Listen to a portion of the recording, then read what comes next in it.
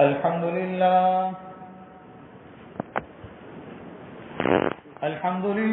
نحمده ونستعينه ونستغفره ونؤمن به ونتوكل عليه ونعوذ بالله من شرور أنفسنا ومن سيئات أعمالنا من يهده الله فلا مضل له ومن يضلله فلا هادي له ونشهد أن لا إله إلا الله وحده لا شريك له ونشهد أن سيدنا وسندنا ونبينا وحبيبنا ومولانا محمدا عبده ورسوله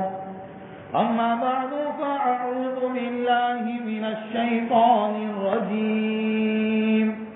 بسم الله الرحمن الرحيم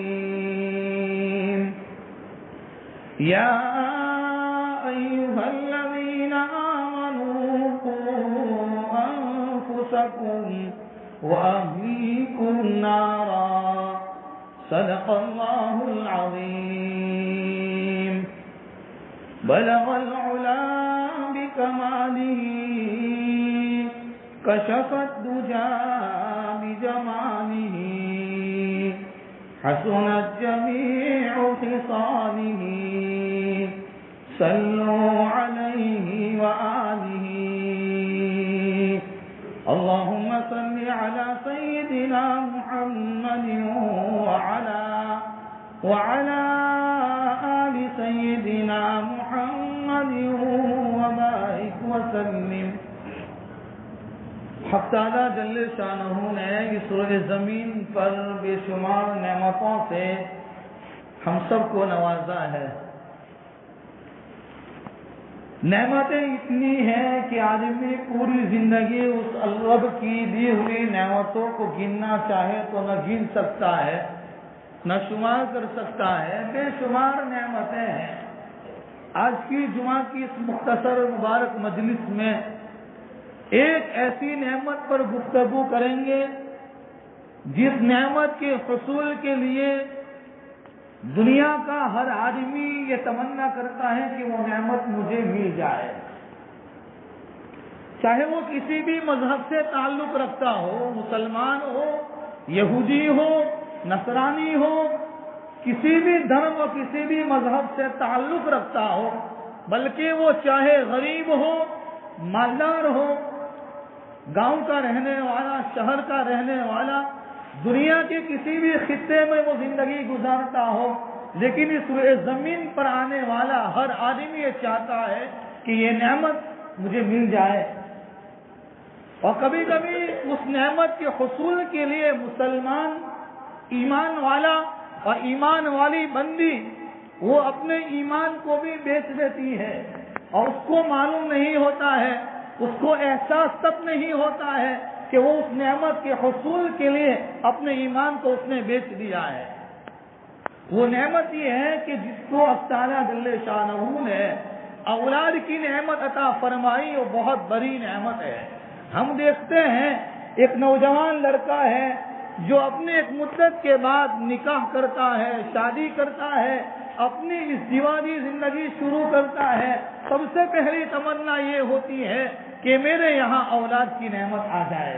بڑے بڑے دوائیاں، بڑے بڑے نسخے استعمال کرتا ہے اور بڑی بڑی ٹیکنالوجی کے ذریعے سے وہ اپنے آپ کو اس قابل بنانا چاہتا ہے کہ میرے یہاں اولاد کی نعمت میسر ہو جائے. بلکہ آدمی اس نعمت کے حصول کے لیے کبھی کبھی ایسی جگہوں پر چلا جاتا ہے، ایسے لوگوں کے پاس چلا جاتا ہے جہاں جا کر اس نعمت کے حصول کے لیے اپنی زبان سے ایسے الفاظ نکالتا ہے جس کی بنیاد پر اس کا ایمان اندر سے نکل جاتا ہے. بات اشارے میں ہو رہی ہے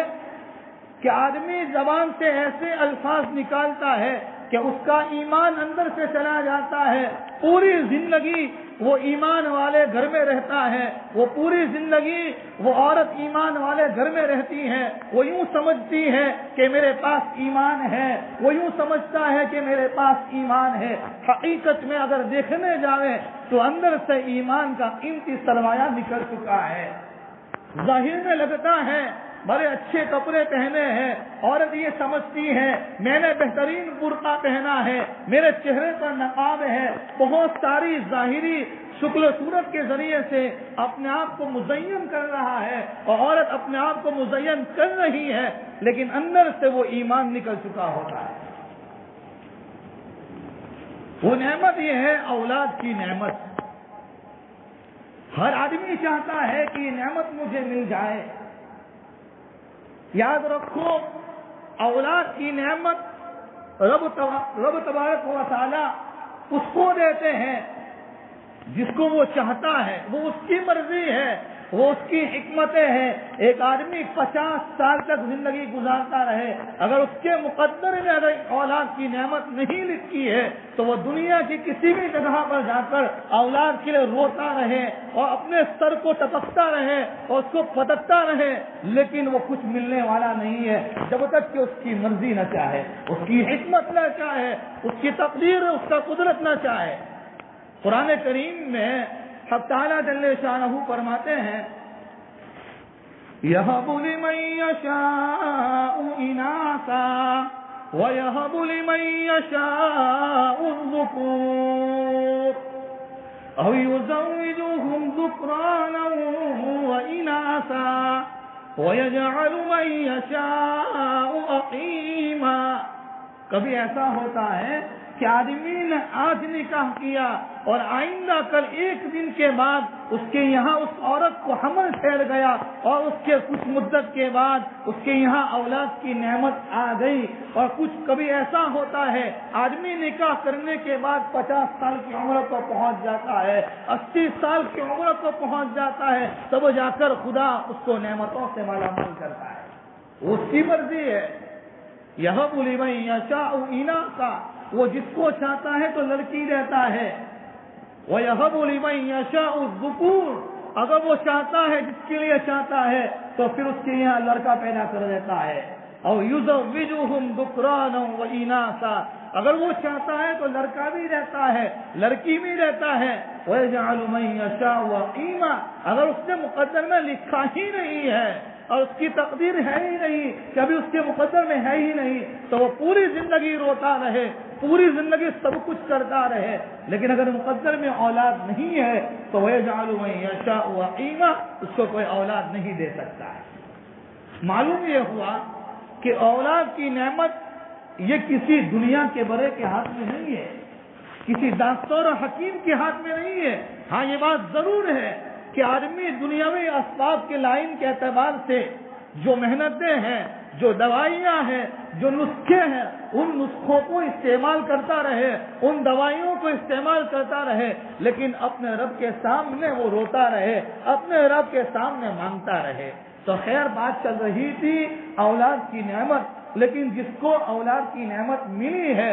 اس کے لیے کیا ہے، اس کی ذمہ داری کیا ہے؟ قرآن کریم میں حق تعالیٰ فرماتے ہیں یا ایھا الذین آمنوا، اے ایمان والو، قوا انفسکم، اپنے آپ کو جہنم کی آگ سے بچاؤ، واہلیکم، اپنے گھر والوں کو، اپنے آپ کو، اپنے گھر والوں کو، اپنی بیوی کو، اپنے بچوں کو، گھر کے تمام افراد کو جہنم کی آگ سے بچاؤ۔ اولاد بہت بڑی نعمت ہے۔ اس موجودہ دور میں جن دور سے میں اور آپ گزر رہے ہیں، اس دور کے اندر اپنے آپ پر اور اپنی اولاد کے ایمان پر اور اس کے عقائد پر دھیان دینے کی بہت ضرورت ہے کہ اندر میں جا کر دیکھنا چاہیے کہ میرے گھر میں میرا بچہ اور میری بچی میرے ساتھ صبح میں ناشتہ کرتے ہیں، دوپہر میں ساتھ میں کھانا کھاتے ہیں، کیا اس کا ایمان بھی صحیح سلامت ہے کہ نہیں ہے، کیا اس کے عقائد بھی صحیح درست ہے کہ نہیں ہے، یہ دیکھنا پڑے گا۔ اس لیے اولاد کی نعمت ہے تو یوں نہیں کہ بس ہم نے ہمارے گھر میں اس نے وجود پایا ہے، ہمارے گھر میں وہ ہماری گود میں پیدا ہوا، اب اس کو چھوڑ دو، نہیں، اس کے ایک ایک سیکنڈ، اس کے ایک ایک پل پر ہمیں نظر کرنے کی ضرورت ہے کہ ہماری اولاد کہیں ہمیں جہنم میں لے جانے کا ذریعہ نہ بنے۔ اس لیے ماں باپ کی یہ ذمہ داری ہے کہ جہاں اپنے گھر کے اندر اپنی آل و اولاد کے لیے دنیا کی بہترین چیزیں لا کر اس کو دیتے ہیں، بہترین سے بہترین غذا اس کو دیتے ہیں، بہترین سے بہترین کپڑے اس کو دیتے ہیں، بلکہ ایک بات عجیب یاد آ گئی، علماء نے تو یہاں تک لکھا ہے کہ اگر کوئی چاہتا ہے کہ میری اولاد کی تعلیم و تربیت اور میرے یہاں نیک اولاد پیدا ہو تو پھر اس کو چاہیے کہ سب سے پہلے اس کو نکاح سے پہلے ہی ویسی تیاری کرنا چاہیے۔ اللہ کے نبی صلی اللہ تعالی علیہ وسلم نے فرمایا ہے تنکح المرأة لأربع لمالها ولجمالها ولحسبها ولدينها فاذكر بذات الدين تربت يداك او كما قال۔ اللہ کے نبی صلی اللہ تعالی علیہ وسلم نے فرمایا اس حدیث پاک میں کہ عامةً انسان 4 وجہ سے کسی لڑکی سے نکاح کرتا ہے۔ جب وہ نکاح کرتا ہے نوجوان تو اس کے سامنے 4 چیزوں میں سے کوئی نہ کوئی چیز ہوتی ہے، یا تو وہ سامنے والی لڑکی کے مال و دولت کی وجہ سے کرتا ہے کہ بڑی مالدار ہے، بڑے اچھے گھرانے کی ہے، پھر فرمایا ولی جمالہا، اس کی خوبصورتی کی وجہ سے وہ شادی کرتا ہے، اس کے خاندان اور اس کے حسب نامے کی وجہ سے وہ شادی کرتا ہے تاکہ جب میں اس کے ساتھ نکاح کروں تو پھر میرا بھی ایک نام ہو جائے، میری بھی ایک اہمیت بڑھ جائے، میری بھی ایک ویلیو ہو جائے۔ اللہ کی نبی نے فرمایا ہے کہ ولیدینہا، یہ 3 تو ہے ہی، لیکن اگر شادی کرنا ہے، نکاح کرنا ہے تو فرمایا لڑکی کی دینداری دیکھو۔ اگر آنے والی لڑکی جو کل کسی کے یہاں اپنی بیٹی تھی آج وہ ہمارے نکاح میں آنے کے بعد ہماری بیوی بن رہی ہے تو فرمایا کہ وہ ایسی دیندار ہو تاکہ اس کی کوکھ سے اور اس کے پیٹ سے پلنے والی اولاد اور آنے والی اولاد وہ نیک اور صالح اور دیندار ہو۔ پہلے ہی دن سے کہا۔ آدمی کیا کرتا ہے کہ نکاح کر لیتا ہے، نوجوان اپنی جوانی کے جوش میں آ کر کسی بھی لڑکی سے اپنا نکاح کا رشتہ طے کر لیتا ہے، اور پھر جب اولاد کی نعمت آتی ہے، اولاد کی تعلیم و تربیت کی فکر نہیں ہے، اس کے بارے میں کوئی پلاننگ نہیں ہے، اس کے بارے میں کوئی سوچا ہی نہیں ہے، اس کی فکر ہے ہی نہیں کی، تو پھر کیا کرتا ہے، بڑے مصحف کے پاس جاتا ہے، مصحف دیکھو نا میری اولاد میری باتیں مانتی نہیں ہے، میری بچی میری باتیں مانتی نہیں، کہاں سے مانے گی؟ تو نے رب کے حکم کو توڑا ہے، تو نے نبی کی سنت کو چھوڑا ہے۔ اس لیے یہ اولاد کی تربیت کا پہلی سیڑھی اور پہلا قدم تو شادی سے پہلے ہی ہے۔ دوسرا قدم جب اس کے ساتھ نکاح ہو جائے، اسی لیے کسی اللہ والے کے واقعات میں لکھا ہے کہ اللہ والے نے، ایک آدمی نے جب شادی کی تو اپنی بیوی سے پہلے ہی دن یہ کہا تھا کہ دیکھو کہ ہم یہ آج پہلے ہی دن سے یہ مشورہ کرتے ہیں اور اس بات پر عہد و پیمان کرتے ہیں کہ ہمارے پیٹ سے جو بھی اولاد ہوگی نہ کبھی ہم حرام کا لقمہ کھائیں گے، نہ کبھی شک و شبہات والا لقمہ کھائیں گے، نہ کبھی سودی رقم اپنے پیٹ میں جانے دیں گے، نہ رشوت کی رقم جانے دیں گے۔ کیوں کہ جو ہمارے پیٹ سے جو اولاد پیدا ہوگی اس کے اندر یہ اثرات جائیں گے۔ اب یہ میاں بیوی نے دونوں نے یہ برابر مشورہ کر لیا۔ کچھ مدت کے بعد ان کے یہاں اولاد ہوئی، لڑکا پیدا ہوا۔ اب یہ لڑکا پتا چلا کہ لڑکا کسی حرام کام کا ارتکاب کر رہا ہے، ایسے کام کا ارتکاب کر رہا ہے، تو فوراً ان کے دل و دماغ کے اندر یہ بات آ گئی کہ میرے یہاں تو کبھی ہم نے اپنی بیوی کے ساتھ ایسا پلاننگ اور ایسا مشورہ کیا تھا، میرے بچے کی زندگی میں یہ بات کہاں سے آئی ہے کہ میرا بچہ چوری کرنے کی عادت اس کو کہاں سے بنی ہے، کہ میرا بچہ چوری میں کیسے پکڑایا گیا، حالانکہ نہ میں نے کبھی حرام کا لقمہ کھایا ہے نہ میری بیوی نے حرام کا لقمہ کھایا ہے، لیکن انہوں نے اپنے بیٹے کو کہنے کے بجائے سب سے پہلے اپنے گھر آئے، اپنے گھر آنے کے بعد اپنی بیوی سے کہا کہ یاد رکھنا، سچ سچ بتانا، جب میں نے تیرے ساتھ نکاح کیا تھا اور تجھے جب میں بیوی بنا کر اپنے گھر میں لایا تھا میں نے تجھ سے یہ وعدہ کیا تھا کہ نہ کبھی حرام کا لقمہ نہ اپنے پیٹ میں جانے دے گی، نہ میں اپنے پیٹ میں جانے دوں گا۔ پھر یہ اپنے بیٹے کی زندگی میں یہ چوری کرنے کی عادت کہاں سے آئی ہے؟ اور بیوی نے بڑا غور و فکر کیا، کہا کہ ایسی تو کوئی بات ہے ہی نہیں۔ بہت سوچا، ایک بات یاد آئی اور کہنے لگی کہ اصل میں بات یہ ہے کہ جب میں حمل سے تھی اور جب میرے پیٹ میں یہ بچہ پل رہا تھا، پڑوسی کے مکان کے اندر اور پڑوسی کے بارے میں وہاں پر ایک درخت لگا ہوا تھا بیر کا، وہاں سے ایک بیر گر کر اپنی باری میں آ گیا تھا اور اپنی جگہ پر آ گیا تھا۔ میں نے اس پڑوسی کے اس بیر کو بغیر کسی اجازت کے اس کو میں نے کھا لیا تھا۔ فرمانے لگے میرے بیٹے کا قصور نہیں ہے، قصور تیرا ہے، اس لیے کہ تو نے اس پڑوسی کی اجازت کے بغیر کھایا تھا۔ آج اس کا ایک بیر کا اثر یہ ہوا کہ میرے بچے کی زندگی کے اندر یہ حرام کا اور چوری کرنے کی عادت پیدا ہو گئی۔ اللہ کے نبی صلی اللہ تعالی علیہ وسلم کے زمانے میں ایک عورت وہ اپنے بچے کو قریب میں بلا رہی تھی، جیسے نانا اپنے نواسے کو بلاتا ہے، باپ اپنے بچوں کو بلاتا ہے، آ جا، یا کوئی ہمارے پاس کوئی اپنا کوئی دوست یا کوئی آ گیا، گھر پہ کوئی اپنی بیوی کی کوئی سہیلی آ گئی اور وہ اپنے بچے کو لے کر آئی، اگر وہ بچہ ہمارے پاس آتا نہیں ہے ہم اس کو کیا کرتے ہیں، اپنے جیب میں ہاتھ ڈالتے ہیں، ہمارے ہاتھ میں کچھ ہوتا نہیں،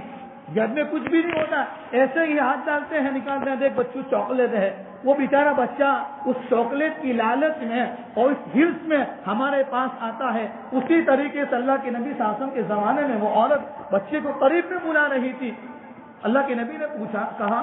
کہ وہ عورت سے کہ کیا تو جب وہ بچے کو قریب میں کرتی ہے تیرے پاس کوئی چیز ہے دینے کے لیے، بچے کو مانوس کرنے کے لیے؟ فرمایا ہاں کھجوریں ہیں۔ کہا تب تو ٹھیک ہے، اگر تیرے پاس کھجور نہ ہوتی اور تو ایسے ہی اپنی بند مٹھی کے ذریعے اس بچے کو قریب کرنا چاہتی تو یاد رکھنا تو اپنے اس بچے کو جھوٹ کی عادت سکھا رہی ہے۔ اب ہم سوچیں روزانہ ہم اپنے بچوں کے ساتھ کیا کرتے ہیں، روزانہ اپنے بچوں کے ساتھ کیا کرتے ہیں، محلے کے بچوں کے ساتھ کیا کرتے ہیں۔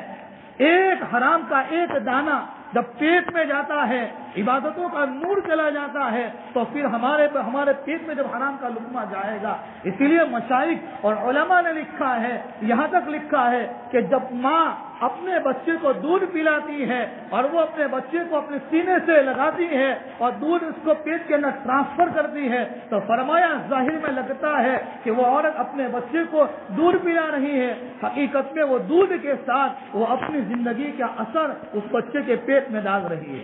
اگر ماں نیک ہے، اگر ماں کی زندگی میں پردہ ہے، اگر ماں کی زندگی میں قرآن کی تلاوت ہے، ذکر و اذکار ہے، شرم و حیا ہے، تو پھر یہ سارا تقوی کا اثر اور ساری پرہیزگاری کا اثر وہ دودھ کے ذریعے سے بچے کے پیٹ میں ٹرانسفر ہوتا ہے۔ اگر اللہ حفاظت کرے، خدا نہ خواستہ اگر وہ ماں کی زندگی میں بے پردگی ہے، ماں کی زندگی میں بے نمازی ہے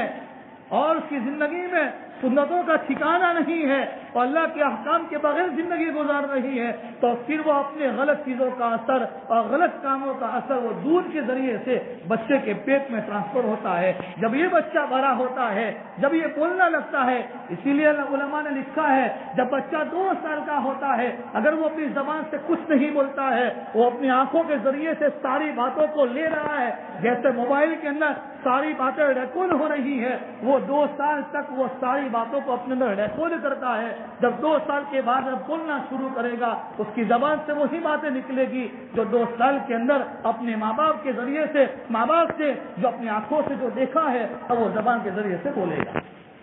پھر ہم کہیں گے محتاط ہمارے اولاد ہماری باتیں نہیں مانتی، تو کہاں سے مانیں گی؟ اس لیے کہ ہم نے اپنے اولاد کی جو تعلیم و تربیت ہے، اولاد کی تربیت کے اوپر بہت ساری لمبی باتیں ہیں، لیکن مختصر وقت ہیں۔ بس شیخ ذوالفقار نقشبندی دامت برکاتہم علیہ نے اولاد کی تربیت پر بہترین باتیں لکھی ہے کہ جو آدمی اپنے بچے کی زندگی میں صرف 3 چیزیں پیدا کر لے تو سمجھو کہ انشاءاللہ اس نے اپنی اولاد کی تربیت کی صحیح معنی میں فکر کر لی۔ نمبر 1 مختصراً، نمبر 1 ہماری اولاد کبھی جھوٹ نہ بولے، کبھی جھوٹ نہ بولے، ہر چیز گوارا ہے لیکن جھوٹ گوارا نہیں۔ دوسرے نمبر پر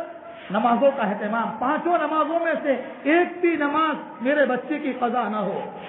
میری اولاد کی ایک بھی نماز نہ چھوٹے، اس کی نماز قضا نہ ہو۔ اور تیسرے نمبر پر فرمایا اس بچے کی زندگی میں خدمت کرنے کا جذبہ پیدا ہو جائے. ماں باپ کی خدمت ہے, محلے والوں کی خدمت ہے, رشتہ داروں کی خدمت ہے, پوری امت کی خدمت ہے. جب یہ خدمت کا جذبہ پیدا ہو جائے گا تو یوں سمجھو کہ آپ نے اپنے اولاد کی تربیت کی صحیح معنی میں فکر کی ہے. اللہ تعالیٰ سب سے پہلے مجھے ہم تمام کو ان باتوں پر عمل کرنے کی توفیق کامل نصیب فرمائے, اپنی اولاد کی صحیح تربیت کرنے کی توفیق نصیب فرمائے. اور ایک اعلان تھا, آدم بھائی درسوت جو اس وقت بیمار ہے, ہمارے ڈاکٹر اسلم بھائی کے والد صاحب ہیں, اللہ تعالیٰ ان بیماروں کی شفا کاملہ عاجلہ مستمرہ دائمہ نصیب فرمائے. امت میں بہت سارے بیمار ہیں, تمام بیماروں کے لیے شفا کی دعاؤں کی درخواست ہے. امت میں بہت سارے لوگ پریشان ہیں, کوئی مقروض ہے. میں آج کی اس مجلس میں مختصراً ایک عمل بتا کر جاتا ہوں. جو مقروض ہے, روزی روٹی کے لیے پریشان ہے اور ہر اعتبار سے آدمی پریشان ہوتا ہے, ایک عمل مختصراً یہ ہے کہ 24 گھنٹے ہر آدمی باوضو رہنے کا اہتمام کرے. وضو کے ساتھ,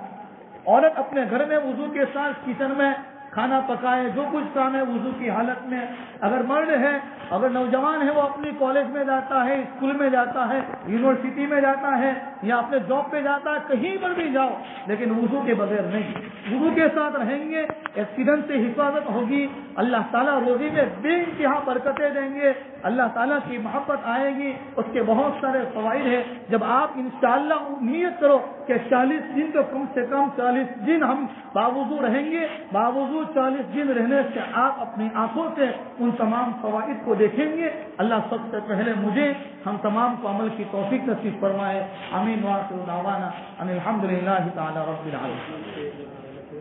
کشمیر سے بھائی ایک ساتھی آئے ہیں, تو انگلیشور میں کچھ کیمپ کی بات کر رہے ہیں, یا تمام حضرات سے گزارش ہے کہ ان کی مدد کیجیے.